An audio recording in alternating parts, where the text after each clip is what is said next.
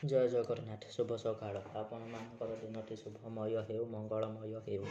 ମୁଁ ଦେବାଶିଷ ପାଢ଼ୀ ଆପଣମାନଙ୍କୁ ଆମର ଶ୍ରୀ ଗୋପାଳ କୃଷ୍ଣ ଆଷ୍ଟ୍ରୋଲୋଜିକାଲ ୟୁଟ୍ୟୁବ୍ ଚ୍ୟାନେଲକୁ ସ୍ୱାଗତ ଜଣାଉଛି।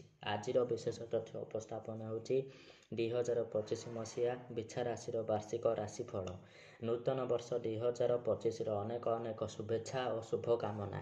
ଈଶ୍ୱରଙ୍କର କୃପାରୁ ଆପଣଙ୍କର ତଥା ଆପଣଙ୍କର ପରିବାରର ଉତ୍ତର ଉନ୍ନତି ହେଉ। ଆପଣମାନେ ସମସ୍ତେ ସୁସ୍ଥ ସବଳ ନିରୋଗ ଜୀବନଯାପନ କରନ୍ତୁ ଏବଂ ଗ୍ରହାରିଷ୍ଟ ଶାନ୍ତ ହୋଇ ମନସ୍କାମନା ପୂର୍ଣ୍ଣ ହେଉ ବୋଲି ଭଗବାନଙ୍କର ପାଖରେ ମୋର ପ୍ରାର୍ଥନା।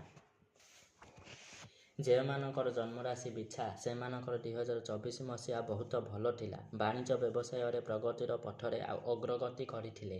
ବିଦେଶ ଭ୍ରମଣରେ ଯାଇ ଖୁବ୍ ସୁନ୍ଦର ମୁହୂର୍ତ୍ତକୁ ଉପଭୋଗ କରିଥିଲେ। 2025 ମସିହା ମାର୍ଚ୍ଚ ମାସ ଯାଏଁ ଆପଣଙ୍କର ଦିନଗୁଡ଼ାକ ବହୁତ ଭଲରେ କଟିବ।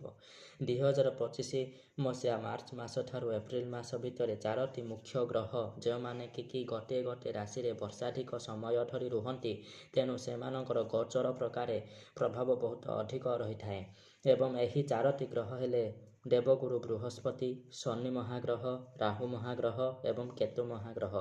ଏହି ମୁଖ୍ୟ 4ଟି ଗ୍ରହଙ୍କର ମାର୍ଚ୍ଚ ମାସ 2025 ଠାରୁ 2025 ମସିହା ଏପ୍ରିଲ ମାସ ଭିତରେ ରାଶି ପରିବର୍ତ୍ତନ ହୋଇ ଦେବଗୁରୁ ବୃହସ୍ପତି ସପ୍ତମ ଭାବରୁ ଅଷ୍ଟମ ଭାବକୁ ଯିବେ, ଶନି ମହାଗ୍ରହ ଚତୁର୍ଥ ଭାବରୁ ପଞ୍ଚମ ଭାବକୁ ଯିବେ, ରାହୁ ମହାଗ୍ରହ ପଞ୍ଚମ ଭାବରୁ ଚତୁର୍ଥ ଭାବକୁ ଯିବେ ଏବଂ କେତୁ ମହାଗ୍ରହ ଏକାଦଶରୁ ଦଶମ ଭାବକୁ ଗତି କରିବେ, ଯାହା ଫଳରେ ଭାଗ୍ୟରେ ପରିବର୍ତ୍ତନ ଆସିବ।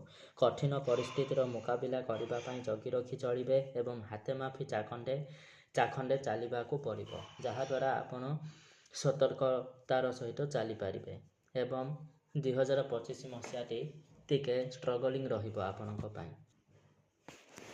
ବାଣିଜ୍ୟ ବ୍ୟବସାୟ କ୍ଷେତ୍ରରେ ମଧ୍ୟମ ଧରଣର ଫଳ ପ୍ରାପ୍ତ ହେବ ଏବଂ କ୍ୟାରିୟର ଉପରେ କିଛି ଗୋଟେ ଅସୁବିଧା ଦେଖାଦେବ। ଛାତ୍ରଛାତ୍ରୀମାନଙ୍କ ପାଇଁ ଏହି ବର୍ଷଟି ଶୁଭମୟ ନୁହଁ, ତେଣୁ ନିଜର ପାଠପଢ଼ା ପ୍ରତି ବିଶେଷ କରି ଧ୍ୟାନ ଦିଅନ୍ତୁ ଏବଂ କନସେନ୍ଟ୍ରେସନ୍ କରି ଭଲ ଭାବରେ ପାଠ ପଢ଼ନ୍ତୁ। ଯେଉଁ ବିଷୟ ଆପଣଙ୍କୁ ଅଧିକ କଠିନ ଲାଗୁଛି, ସେହି ବିଷୟ ପ୍ରତି ଅଧିକରୁ ଅଧିକ କନସେନ୍ଟ୍ରେସନ୍ କରି ତାକୁ ବାରମ୍ବାର ଅଭ୍ୟାସ କରନ୍ତୁ ଏବଂ ଏହା ସହିତ ମା ଆରାଧନା କରିବା ସହିତ ମା ସରସ୍ୱତୀଙ୍କର ଯନ୍ତ୍ର ଧାରଣ କରିବା ଦ୍ୱାରା ଆପଣଙ୍କୁ ବିଦ୍ୟା ବୁଦ୍ଧି କ୍ଷେତ୍ରରେ ଶୁଭଫଳ ପ୍ରାପ୍ତ ହେବ। କ୍ୟାରିୟର ଉପରେ କୌଣସି ବି ଗୁରୁତ୍ୱପୂର୍ଣ୍ଣ ନିଷ୍ପତ୍ତି ଏହି ସମୟରେ ନିଅନ୍ତୁ ନାହିଁ, ନଚେତ୍ ପରବର୍ତ୍ତୀ ସମୟରେ ଆପଣଙ୍କୁ କୌଣସି ଅସୁବିଧାର ସମ୍ମୁଖୀନ ହେବାକୁ ପଡ଼ିପାରେ। ତେଣୁ ଏହି ବର୍ଷଟି ନିଜର କ୍ୟାରିୟର, ପାଠପଢ଼ା ଏବଂ ହାୟର ଷ୍ଟଡି କ୍ଷେତ୍ରରେ ଭଲ ଭାବରେ ଜଗି ରଖି ଚଳନ୍ତୁ ଏବଂ ଭଲ ଭାବରେ ବୁଦ୍ଧି ବିଚାରି ଭଲ ଭାବରେ କୌଣସି ବି ଷ୍ଟେପ୍ ନେବା ଆଗରୁ 10 ଥର ଭାବିଚିନ୍ତି ଷ୍ଟେପ୍ ନିଅନ୍ତୁ, ଯାହାଦ୍ୱାରା ଆପଣଙ୍କୁ ଶୁଭତ୍ୱ ପ୍ରାପ୍ତ ହୋଇପାରେ। ଏବଂ ଯେଉଁମାନଙ୍କର ସନ୍ତାନ ସନ୍ତତି ଜନିତ ସମସ୍ୟା ଅଛି, ସେମାନେ ଯୋଗ୍ୟ ଡକ୍ଟରଙ୍କ ଠାରୁ ପରାମର୍ଶ ନେଇ ଟ୍ରିଟମେଣ୍ଟ କରାନ୍ତୁ, ଯାହାଦ୍ୱାରା ଆପଣଙ୍କର ଏହି ସମସ୍ୟାର ସମାଧାନ ପ୍ରାପ୍ତ ହୋଇଯିବ ଏବଂ ଆପଣଙ୍କର ମାତା ତଥା ମାତୃସ୍ଥାନୀୟ ବ୍ୟକ୍ତିବିଶେଷମାନଙ୍କ ପାଇଁ ଚିନ୍ତିତ ରହିବାକୁ ପଡ଼ିପାରେ।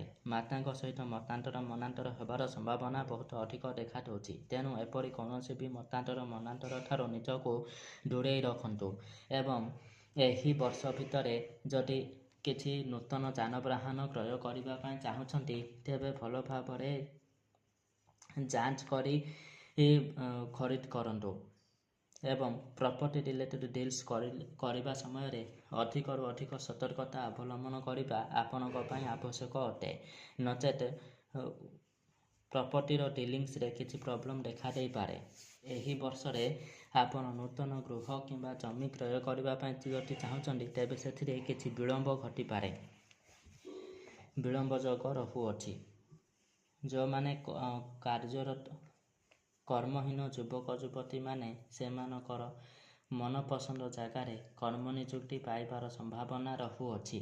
ବିଶେଷ କରି ଯେଉଁମାନେ ଖଣିଜ ପଦାର୍ଥ ଉତ୍ତୋଳନ, ଖଣିଜ ଖନନ, ରିଏଲ୍ ଇଷ୍ଟେଟ୍ ଦ୍ରବ୍ୟର ବ୍ୟବସାୟ, ରିଏଲ୍ ଇଷ୍ଟେଟ୍ ବିଜନେସ୍, ଭୂମିଜାତ ଦ୍ରବ୍ୟର କିଣା ବିକା ସହିତ ସମ୍ବନ୍ଧୀୟ ଅଛନ୍ତି, ସେମାନେ ବହୁତ ଲାଭାନ୍ୱିତ ହେବେ।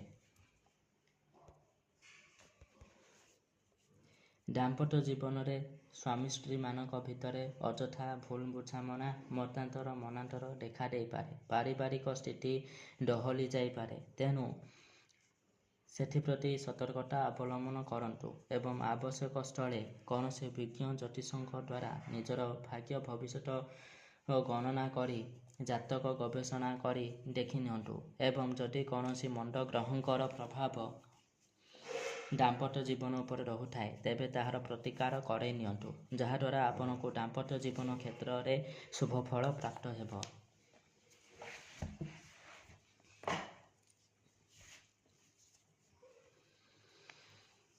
ବର୍ଷଟି ଭଲରେ ଯାଉନଥିବା ହେତୁ ଅଧିକରୁ ଅଧିକ ସତର୍କତା ଅବଲମ୍ବନ କରନ୍ତୁ। ଭଗବାନଙ୍କର ଶରଣାପନ୍ନ ହୋଇ ରୁହନ୍ତୁ। ଏହି ବର୍ଷରେ ବର୍ଷଟି ଭଲରେ ଯାଉନଥିବା ହେତୁ ସର୍ବଗ୍ରହାରିଷ୍ଟ ଶାନ୍ତି ନିମନ୍ତେ ଆପଣ ଶକ୍ତିଶାଳୀ ତାବିଜର ପ୍ରୟୋଗ କରନ୍ତୁ ଏବଂ ଆବଶ୍ୟକ ସ୍ଥଳେ ଭଗବାନ ଲକ୍ଷ୍ମୀ ନୃସିଂହଙ୍କର ଶରଣାପନ୍ନ ହୋଇ 108 ତୁଳସୀ ନିଜର ଶକ୍ତି ମୁତାବକ ଚଢ଼ାନ୍ତୁ। ତାଦ୍ୱାରା ସର୍ବଗ୍ରହାରିଷ୍ଟ ଶାନ୍ତ ହୋଇ ଆପଣଙ୍କୁ ଅତ୍ୟନ୍ତ ଶୁଭ ଫଳ ପ୍ରାପ୍ତ ହେବ।